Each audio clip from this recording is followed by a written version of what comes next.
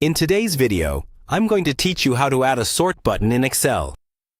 We're going to walk through how to quickly set up a button that lets you sort your data with just a click.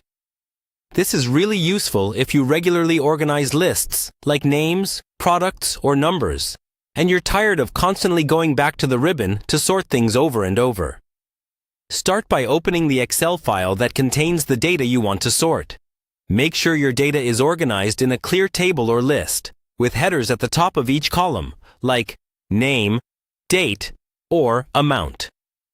Having headers helps Excel understand what you're sorting and keeps the top row from getting mixed in with the rest of your data.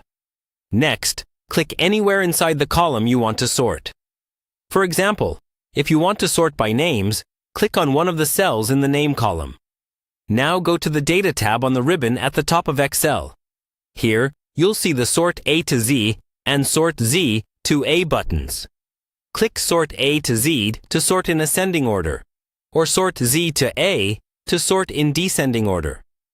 This confirms that Excel is sorting the way you expect before we create the button. Now, to add an actual sort button you can use again and again, you'll want to use Excel's Quick Access toolbar or a Form Control button. First, let's use the Quick Access toolbar. At the very top of Excel, look for the small toolbar above the ribbon. Click the little drop-down arrow on the right side and choose More Commands. In the window that opens, change the Choose Commands from drop-down to All Commands. Scroll through the list until you find Sort Ascending and Sort Descending. Select the one you want, click Add, and then click OK.